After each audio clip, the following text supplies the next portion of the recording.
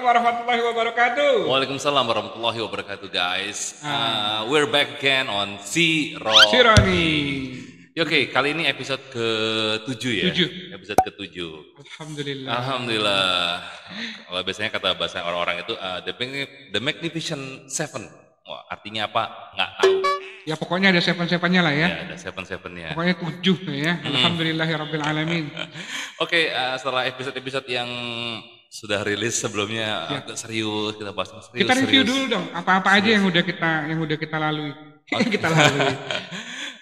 Episode kelima itu sudah up ya, waktu itu kita sama Azhar ya. Azhar, wakalah ya. Oke, episode ke-6 nanti ini kayaknya kalau dari video perut kelihatan banget ini mukanya. Oke, ini salah kayaknya nih. Tadi harusnya kameranya ke atas. Nah, but it's okay. Oke, kita review dari episode pertama. Episode pertama itu kita membahas tentang Khulafaur Rasyidin, yaitu kita bahas 4 khalifah yang awal. Ada Sayyidina Abu Bakar, Sayyidina Umar bin Khattab, Sayyidina Utsman bin Affan, dan Sayyidina Ali bin Abi Thalib. Masya Allah. Kemudian dilanjutkan episode kelima kita membahas dinar, dirham, dan fulus sama wakalah Malang ya. Betul, sama wakalah Malang dan pasar Muamalah. Masih tayang. Oh, masih tayang ya. Mungkin pada saat video ditayangkan udah nggak lagi. Tetap tayang lah, tetap tayang. Tetap tayang, nggak bisa ditonton kapanpun ya. Berhubung nggak ada sandaran, nggak sandar sama dia nih. Oke. Terus yang ke-6 kita bersama dengan Ustadz Azrul Al-Haytami. Ya, dari Tapak Hijrah. Masya Allah kita banyak belajar sana. Dan apa judulnya tasik? Ada cinta di balik Idul Adha. Ada cinta di balik Idul Adha. Berkorban untuk cinta. Salah ya. Berkorban untuk cinta. Boleh. Sekarang di episode ke-7 ini apa ya yang kita bahas ya? Oke, kali ini kita bahas tentang sahabat Rasulullah. Sahabat lagi? Sahabat Rasulullah. Oke. Biasanya kita bahas sahabat Rasulullah itu kan banyaknya tentang apa ya, akhlaknya, adabnya, ilmunya, keberaniannya mereka gitu loh. Ya. Sifat-sifat yang baik-baik ya. Tapi ini ada satu sahabat yang gokil banget. Waduh. Gokil gimana? Kalau zaman sekarang tuh bilangnya tukang ngeprank. Oh no. Masa zaman Nabi ada kayak gituan? Ada dong, ada. Jangan salah ya. Zaman Rasulullah SAW itu dulu bukan hanya fokus cuma ibadah doang. Enggak guys. Malah sama kayak kita lah ya. Sama kayak kita, sama santuy, kehidupannya santuy banget, bisa hangout, nongkrong, tapi yang bermanfaat ya. Jadi nggak ngibahin orang itu enggak. Gitu. Ya, artinya kan ya masih bercanda gitu ya, masih kayak orang pada umumnya lah ya, nggak yang kayak gimana banget tuh enggak lah ya. Enggak. Oke. Siapakah dia? Yaitu beliau adalah Sayyidina Nu'aiman bin Amr, sahabat Ansor yang suka mabuk. Aduh, bayangin guys. Dari judulnya aja udah kayak gitu ya. Iya. Sahabat Ansor yang suka mabuk. Oke. Itu tagline-nya ya. Tapi kalau antum mau cari di mana-mana, pasti kalimatnya seperti itu. Kenapa sih Dadi ngetop banget dibilang sebagai yang suka mabuk? Jujur aja karena waktu beliau mudanya itu emang doyan mabuk. Emang dasarnya udah pemabuk ya? Emang dasarnya emang pemabuk. Tapi beliau ini menjadi sahabat Rasulullah tuh gimana ceritanya kok bisa sampai kayak gitu? Nah, kenapa bisa menjadi sahabat Rasulullah? Karena beliau mengikuti perang Badar. Oh iya? Iya. Berarti beliau ini alumni perang Badar? Alumni, veteran. Yang sudah dijamin surga dong? Iya. Wow. Nah, makanya kenapa sih Nu'aiman ini disayang sama Allah gitu loh? Ada, waktu itu ada kisahnya. Jadi ketika Nu'aiman emang doyan mabuk sama Rasulullah dikasih tahu. Jangan. Ya Rasulullah, saya bertobat, oke. Nggak lama kemudian ketahuan lagi mabuk lagi. Ya, sama Rasulullah. Itu kalau bahasa Jawanya angel. Iya, sama Rasulullah dihukum. Dicambuk kali ya kalau. Iya, mungkin ya dia cambuk atau apa. Itu. Udah bertobat. Ketahuan lagi. Akhirnya sahabat-sahabat ikutin mukulin. Sampai sahabat-sahabat tuh Bayangin guys, sahabat-sahabat itu sampai ikut mukulin tuh gimana coba? Kesel gitu ya? Iya. Mempermainkan Nabi nih orang ini. Kesel banget deh, udah dikasih tahu, tetap aja kan. Bayangin. Terus sampai sahabat tuh ngomong gini, Nuaiman, kamu laknatullah gitu loh.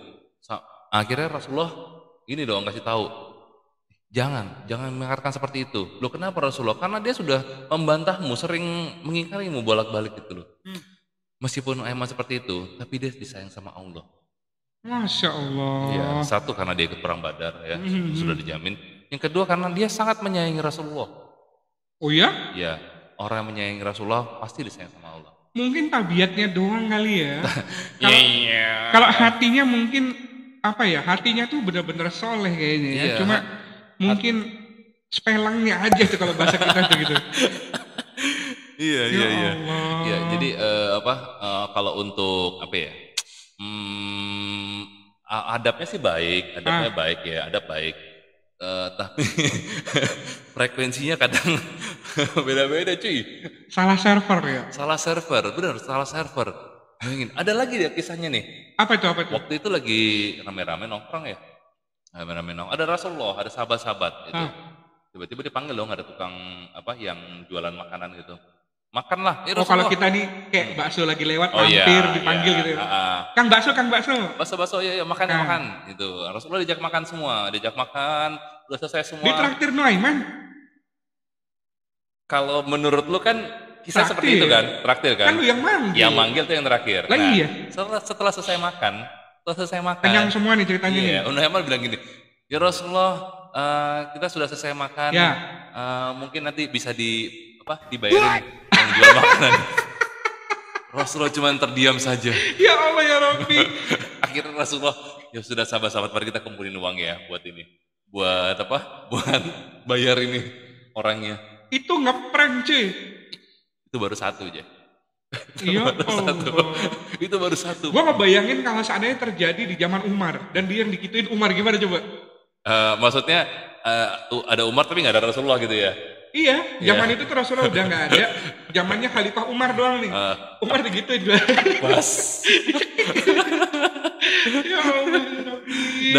Dan Umar ini pernah kan ada mendengar salah satu riwayat ya, bahwa Rasulullah itu seumur hidupnya tidak pernah terlihat tertawa terbahak-bahak. Oh iya, hanya beberapa kali Rasulullah itu tertawa dan sampai kelihatan gigiran itu hanya beberapa kali. Salah satunya ini gara-gara Nuaiman, bayangin. Salah satunya gara-gara dia. Salah satunya gara-gara Nuaiman, dan ini paling hits banget ya. Jadi ketika itu negeri Syam. Ya, negeri Syam. Negeri Syam adalah tempat berbisnis yang sangat baik. Betul, ya. Negeri karena Syam. Ini cerita sedikit tentang negeri Syam ya, sebelum kita masuk. Negeri Syam itu adalah sebuah negeri di bawah kekaisaran Romawi pada saat itu. Iya, betul. Ya, betul. Di dalamnya itu ada Palestina, ada Libanon, ada Syria. Pokoknya negara-negara timur. Romawi juga masuk Syam. Romawi itu kerajaan Romawi, bagian dari kerajaan Romawi. Bizantium itu bukan? Kenapa? Bizantium itu bukan ya? Bizantium itu Yunani kalau nggak salah ya. Oh itu Yunani, sorry guys. Jadi kerajaan Romawi, di kerajaan Romawi itu Syam itu sebagai pusat perdagangan dunia pada saat itu. Oh, pusat perdagangan dunia. Waktu itu kan belum ada jalur sutra kan. Iya. Nah Syam itu adalah sebagai poros perdagangan dunia nih. Kalau di Indonesia Tanah Abang gitu. Kalau di Surabaya tuh pasar apa tuh? Yang di Surabaya tuh? Pasar apa guys? Lupa. Pasar apa sih? Yang di Surabaya. Bukan, Pasar Atom mah bukan. Pasar itu loh, yang suka baju-baju banyak di Surabaya itu loh. Pasar Turi. Pasar Turi, satu lagi. Pasar Atom dong. Ya itulah pokoknya deh yang di Surabaya. Nanti kita cari tahu bukan ya. Pasar Tunjungan. Itu Tunjungan bukan pasar cuy, itu super mall. Iya. Oke, lanjut ya. Lanjut. Jadi pada itu riwayatnya adalah Syedin Abu Bakar Siddiq ingin melakukan perjalanan bisnis ke Syam. Ya. Syedina Abu Bakar ngomong dong, minta izin ke Rasulullah. Rasulullah, saya mau berangkat ke Syam. Ya. Bolehkah saya membawa 2 sahabat untuk menemani saya gitu loh? Membawa 2 sahabat. Iya, satunya Shu'aib bin Affan. Anak lupa ya, mohon maaf, saya lupa Shu'aib. Dan satu lagi adalah Nuaiman. Mau ngapain? Itulah salah satu responnya Rasulullah ya. Rasulullah sampai serius? Iya, Rasulullah sampai kaget dong. Ngapain kamu ngajak Nuaiman ke sana? Gitu. Ya jawabnya Sayyidina Abu Bakar. Ya nggak apa-apa Rasulullah. Karena biar asik-asikan aja. Oh, buat nemenin. Yang penting ada yang hibur doang gitu ya kali ya maksudnya Abu Bakar ya. Benar, buat menghibur gitu loh. Pas ditanyain, kamu mau ikut apa enggak? Mau saya ngapain? Kan Sayyidina Abu Bakar nanya ke Nuaiman kan. Nuaiman, antum mau ikut apa enggak? Gitu. Buat apa? Ya nggak apa-apa, ikut aja gitu loh. Terus saya ngapain? Ya nggak ngapa-ngapain, ikut aja pokoknya. Ya sudah deh, ikut. Easy going aja ya? Easy going. Ya. Karena apa ya, orangnya sedang nganggur kan, mau ngapain lagi coba? Ya daripada merusak. Daripada bikin masalah nanti bikin masalah. Bukan merusak ya, sorry. Bikin masalah, mending ikut aja deh. Ya udah, akhirnya berangkatlah mereka bertiga ke Syam, ke negeri Syam. Negeri Syam sudah sampai. Ketika itu Sayyidina Abu Bakar adalah salah satu pebisnis ulung ya. Pasti. Bisnis ulung. Pasti. Bisnis apa ya? Tekstil ya. Kalau Sayyidina Abu Bakar jual karya tekstil. Iya, jual tekstil ya pada zaman dulu. Nah, ketika sampai di negeri Syam, Sayyidina Abu Bakar berpesan kepada dua sahabatnya itu, ke Nuaimah dan Syuaib ya. Jadi bilang gini, ini ada makanan, Syuaib tolong dijaga, jangan dimakan sampai saya datang. Oke. Ya kan, Syuaib adalah seorang sahabat yang sangat menjaga amanah. Ya. Sangat menjaga amanah. Sedangkan Nuaiman, ya you know lah. Ya. Oke, udahlah. Sayyidina Abu Bakar berjualan. Bentar. Tadi kan sahabat yang pertama dikasih tugas buat jaga makanan. Terus Nuaiman tugasnya apa? Nggak ngapa-ngapain. Oke. Karena dari awal keputusannya adalah nggak ngapa-ngapain. Nemenin doang. Iya, nemenin doang gitu loh. Iya, oke. Udah itu apa? Sayyidina Abu Bakar jualan, hari sudah mulai siang. Lapar dong. Iya dong, lapar. Ya, udah. Firasat gue nggak enak nih. Udah lapar, terus Nuaiman menghampiri Syuaib. Syuaib. Kalau bahasa kita, cuy. Cuy, bagi dong makannya, gitu. Syuaib kan adalah orang yang amanah gitu loh, memegang amanah, ya kan. Syuaib bilang gini dong, maaf Nuaiman, perintah dari Sayyidina Abu Bakar adalah tidak boleh, apapun keadaannya harus nunggu sampai Sayyidina Abu Bakar datang baru boleh makan. Oh iya, gitu adabnya harusnya gitu. Adabnya harus seperti itu. Sulaiman tetap memaksa. Sudahlah, kasih aja, satu aja lah, nggak apa-apa nanti. Sayyidina Abu Bakar pasti nggak masalah kok gitu. Tetap kekeh. Alhamdulillah Syuaib adalah orang yang sangat amanah ya. Gitu. Pada terakhirnya gini, kamu berikan padaku, atau aku akan bikin masalah di sini. Astaga. Ngasih makanan, atau kalau enggak dia bikin masalah. Iya. Atau bikin masalah. Nah. Dan ternyata ya sudah, pergilah Nuaiman. Tetap nggak dikasih ya? Tetap nggak dikasih. Ya namanya mega amanah ya. Iya dong. Tetap dijaga ya. Oke. Nuaiman jalan-jalan sambil mikir. Emang orangnya cerdik ya. Orangnya cerdik banget. Cerdik. Tapi servernya beda gitu loh. Iya. Udah cerdik. Dia melihat ada suatu pasar zaman apa istilahnya, pasar perbudakan apa? Bukan pasar belimbing kan? Bukan. Pasar bedak bukan, pasar perbudakan ya. Pasar itu ya. Iya. Ada budak. Tempat penjualan budak gitu. Dilihatlah gitu. Wah, ada yang jual 300 dirham. 200 dirham, 100 dirham gitu. Tapi kita nggak tahu ya kisahnya, riwayatnya pastinya seberapa ya nominalnya. Nuaiman gini mikir, wih gila, budak nih mahal-mahal ya. Gitu. Budak kan hanya untuk buat bekerja doang kan? Iya, pembantu. Ya, buat jadi pembantu doang. Akhirnya keluar ide yang cemerlang tidak pada tempatnya. Cemerlang tidak pada tempatnya. Apa itu? Berhubung dia lapar, dia bilang dong ke salah satu penjual itu bandarnya, gini, wih mahal-mahal ya ini, kenapa kok bisa sampai ratusan dirham? Loh, sama pedagang ditanyain, emang kenapa kamu ngomong seperti itu? Loh, saya juga punya budak, saya jual deh di bawah harga standarnya, gitu. Kisahnya antara 20, 30 atau masih puluhan dirham gitu. Pada standar paling murah itu cepek nih. 100 dirham. 100 dirham. Oke. Dia jualnya puluhan. Bentar. Yang mau dijual siapa? Nah, budak kan? Ya. Kan dia berangkat sendirian, orang dia ikut orang. Nah, ditanya sama pedagangnya. Mana budak kamu? Saya mau beli. Kalau harga segitu. Saya punya. Tapi ada satu kelemahannya. Apa itu? Kelemahannya adalah budak saya itu ketika ditanya, dia tidak mengakui kalau dia seorang budak. Oh, oke. Itu adalah kelemahannya, itu adalah aibnya gitu loh. Iya. Baiklah, nggak apa-apa. Kita samperin deh. Akhirnya samperin lah Nuaiman sama pedagang-pedagang itu yang mau beli. Sudah dikasih duitnya, terus oke, deal ya. Tuh ditunjukin. Nah, itu tuh. Si itu tuh budak saya. Nah, si itu tuh siapa sih? Si Shuaib lah. Ya Allah, yang jaga makanan. Ember. Oh iya, tadi udah dibilang ya. Lu kasih makanan, kalau enggak gue bikin masalah. Ya Allah ya Rabbi, itu temen dijual. Temennya dijual cuy. Nah, jadi waktu itu ketika itu pedagang-pedagang langsung nyamperin dong, kan sudah dikasih duit kan? Ya iyalah. Dikasih duit, bayangin ya, bisa ratusan dirham, paling murah ratusan dirham, 100 cuma dirham. Puluhan dirham. Ini cuma puluhan dirham gitu loh, ya kan? Dia pada rebutan, akhirnya ditangkap dong Shuaibnya. Oh iya. Kaget, ini apaan nih? Udah, kamu sudah jadi milik kami. Loh, saya adalah orang merdeka. Saya adalah orang merdeka, saya bukan budak saya gitu tuh. Iya, emang kami tahu kelemahanmu seperti itu gitu loh. Ya ampun. akhirnya udahlah ya.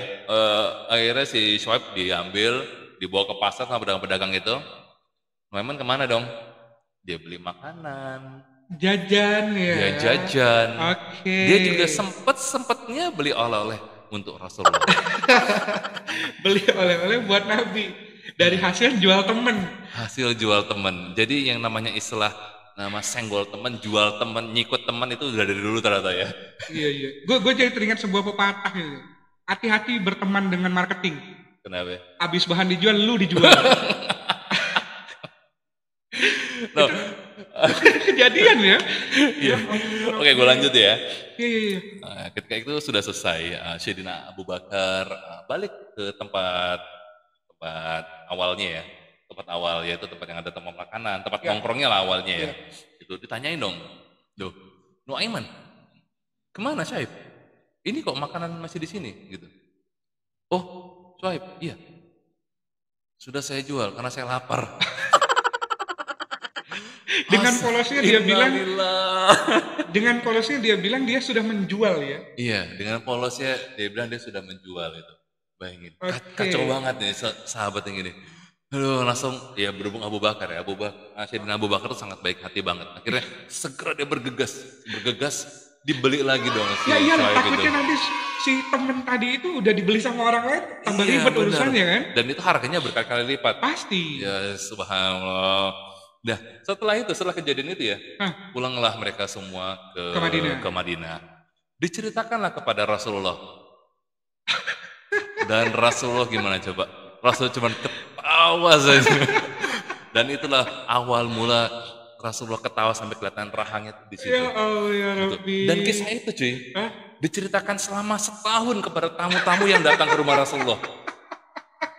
Jadi Nabi Muhammad punya bahan guyonan pada saat tamu-tamunya datang gara-gara Nuaiman doang ya? Beneran. Ya Allah. Jadi zaman dulu tuh ya Rasulullah tuh santuy banget loh. Sahabat-sahabat juga santuy. Emang ahli ibadah semua tapi tetap santuy. Kira-kira kan kalau zaman-zaman Nabi itu para sahabat yang diem, yang kaku, yang cuma sholat doang. Iya, sholat ibadah, terus sedekah doang kayak gitu. Ternyata mereka tuh punya sisi-sisi humanis yang lucu-lucu juga ya.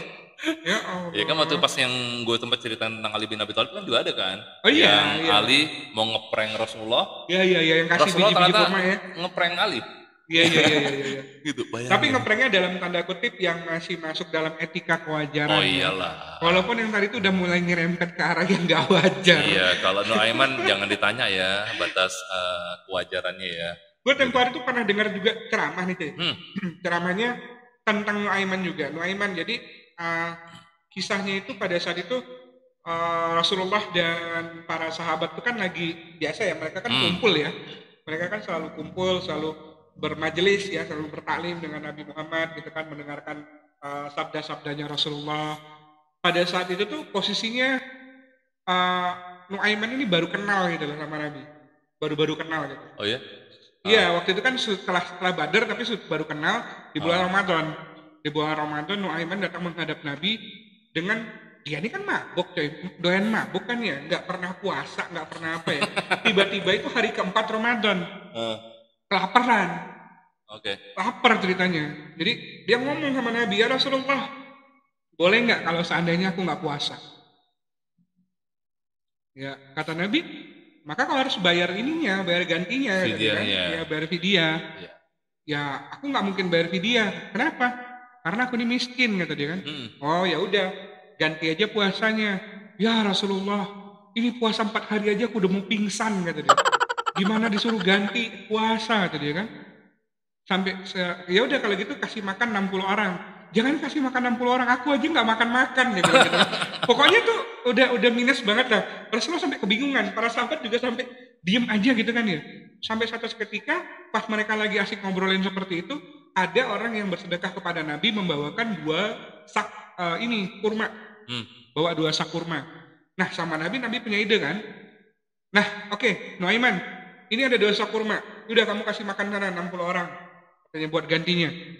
Buat ganti, kamu kasih makan orang-orang miskin 60 orang kata dia kan. Sebagai ganti ini 2 sak kurma kamu bawa. Ya Rasulullah, aku ini adalah orang yang paling miskin di Madinah ini kata dia. Berarti seharusnya aku yang paling pantas makan kurma ini kata dia. Sampai Rasulullah tuh udah nggak bisa bilang apa-apa, Rasulullah cuma ketawa dan bilang kayak gini. Ya udah kalau gitu kamu aja udah yang makan kayak gitu. Kalau bahasa Jawanya bahasa sekarang kesewen nih. Orangnya apa ya, dia tuh orangnya sebenarnya nggak jahat, cuma cara berpikirnya cuma polos, tapi dia tuh nggak pernah mikirin bahwa itu tuh sesuatu hal yang konyol gitu ya, sesuatu hal yang lucu gitu. Mungkin pada saat mengalaminya ya kesel, mungkin kesel kali ya Nabi ya. Kesel, cuma ya mau gimana gitu kan ya, cuma orang memang kayak gitu gitu. Dan tabiatnya nggak bisa dirubah, ya caranya. Terus lu tahu nggak yang ceritanya yang di mana tuh? Yang mana tuh? Yang ada tamu. Coba gimana? Lu diceritain deh. Nah, ini yang ada orang-orang yang baru pengen kenal Islam dari negara sahabat kan?